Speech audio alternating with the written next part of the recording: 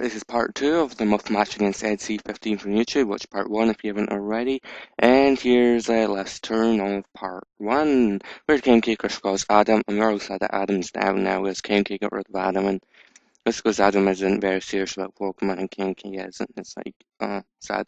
So Matt comes in now and he starts clowning around and he paralyzes KMK. And KMK's not very happy about being paralyzed, so he starts thrusting his arm towards Matt, which isn't actually really doing too much. I'm not sure what kind of arm thrusting he's doing, but he's doing some kind of arm thrusting and he did it 3 times.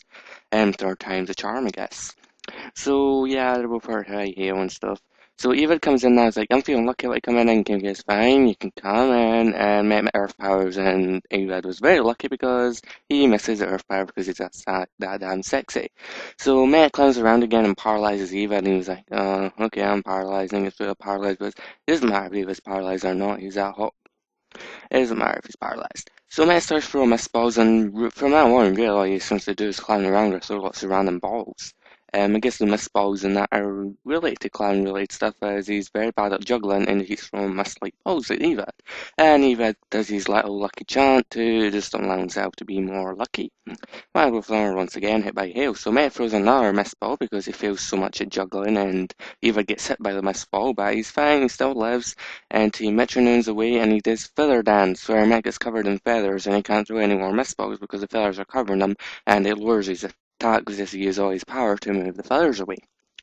And so I think Met throws an energy ball instead, as he uses all his energy, which creates into a ball sphere like ball of matter, blows away all the feathers and knocks out Eva. Then now we're even more sadder that Adam and Eva are gone, and that's just depressing. But Mega Pet comes in now and he makes everything all good. Then Met throws another mist ball because he got rid of all the feathers and hits Joe with it. And Joe's like, I don't care about your stupid mist balls, I'm like stumping you. And he stumps on Met, but somehow Met lives because he's maybe not as small as they all think, or maybe Joe's small.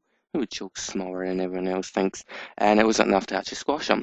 So Matt clowns around again and ends up paralyzing Joe, and Joe's like, oh, it's 2 HP now, and Jane punches him and just takes away like some of his HP randomly and only gets like 12, 12? How the hell did he get 12 HP back? I don't know, considering that he used it 4 times, it's weird. But he just wanted his HPs back. So Shark Tamer comes in now, it's like, take my HP instead, don't take Matt's, that's just mean. And then Megabit's like, hey, fine, yeah, sure, whatever. And he drain punches Shark Tamer and gets some random HP and hurt by hail more. Yay!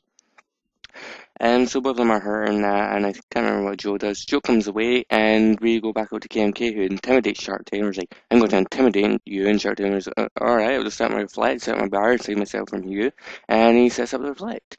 And so, once again, both are hurt by hail. Everything's hurt by hail. I'll blame DHR, getting all the hail up. Shark Tamer's side beams KMK now, and KMK's not very happy about being hit by a super effective attack, so he glares at Shark Tamer, and Shark Tamer gets paralyzed with fear from it. As KMK's glare is that powerful. So KMK just crisscross and tries to crush Shark Tamer, but doesn't really do very much, but it does kind of lower his defense, and Shark Tamer takes KMK out with another side beam. And KMK goes down, so the battle's going to be a lot less serious now as KMK's out. But still the clan around us, Matt's still here. So T Blakey comes in now with his random shininess, and he goes for metronome, and he psychs up Guppy and every stat change, what do you call it? Shark Tamer's got. But Shark Tamer's one had to intimidate from KMK, so now T Blakey's being intimidated by KMK, even though KMK's on the same team as T Blakey. And both of them are hurt right here, and I can't remember what Shark Tamer did. So yeah, Shark Tamer rushed to think, and Matt comes in now, and then T Blakey goes, I'm get my Kangaskang's baby to help me now, and gets Kangaskang's baby, and it protects him. And Matt gets the wish, even though he thinks he wished for more HP instead of to be taller. It was taller.